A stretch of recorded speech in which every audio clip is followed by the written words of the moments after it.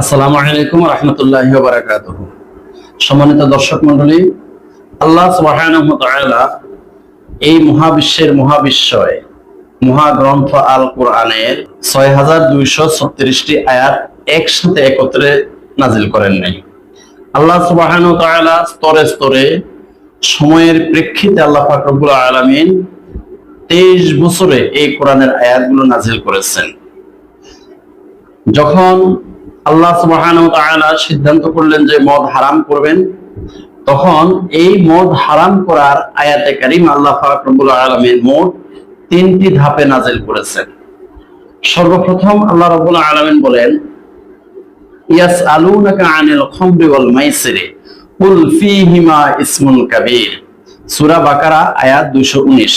আল্লাহ রাব্বুল আলামিন বলেন, ইয়াসআলুনাকা আনিল খামরি ওয়াল মাইসিরি, হে নবী সাল্লাল্লাহু আলাইহি ওয়াসাল্লাম, আপনাকে যখন তারা জিজ্ঞাসা করবে মদ ও জুয়া কি, মদ এবং জুয়ার হুকুম কি, তখন আপনি বলবেন কুল ফীহিমা ইসমুন কাবীর, তখন আপনি বলবেন যে মদ এবং জুয়া এই দুইটা হলো নিকৃষ্ট কাজ এবং মদ এবং জুয়া হলো কবিরা গুনাহ।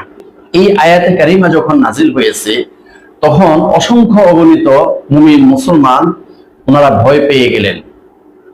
যে ওনারা এই কথাটা চিন্তা করলেন যে আল্লাহ পাক রব্বুল আলামিন বলেছেন কুল ফীহিমা ইসমুন কাবীর, মদ এবং জুয়া এই দুইটা নিকৃষ্ট কাজ, এই দুইটা নিন্দনীয় কাজ, এই দুইটা কবিরা গুনাহ। এই কথা শোনার পরে মুমিন মুসলমানদের মধ্যে অনেক অনেক মুমিন মুসলমানরা মদ এবং জুয়া ছেড়ে দিয়েছে। মদ এবং জুয়া ছেড়ে দেওয়ার পরে মোটামুটি যখন একটা পরিবেশ তৈরি হয়েছে, তখন আল্লাহ রাব্বুল আলামিন দ্বিতীয় ধাপে কোরআনের আয়াত নাজিল করলেন, ইয়া আইয়ুহাল্লাযীনা আমানু লা তাকরাবুস সালাতা ওয়া আনতুম সুকারা হাত্তা তা'লামু মা তাকুলুন। সূরা নিসা আয়াত ৪৩। আল্লাহ রাব্বুল আলামিন বললেন যে ইয়া আইয়ুহাল্লাযীনা আমানু, হে ঈমানদার মুমিন মুসলমানেরা, লা তাকরাবুস সালাতা ওয়া আনতুম সুকারা, মদ পান করে নামাজের ধারে কাছেও যাও না। অর্থাৎ মাদক সেবন করে তোমরা মসজিদের কাছেও যাও না, নামাজের কাছেও যাও না, নামাজ পড়া যাবে না।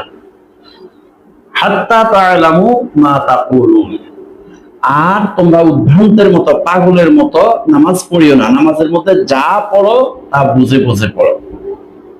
এই আয়াতে কারিমার শেষ অংশের আরেকটি ব্যাখ্যা হলো, আমরা নামাজের মধ্যে যে সমস্ত সূরা, কিরাত, দোয়া, দুরূদ, তাসবিহ, তাহলিল পড়ি, এগুলো যদি আমরা বুঝে বুঝে পড়ি, তাহলে নামাজের মধ্যে আমাদের হুজুরি কলব থাকবে।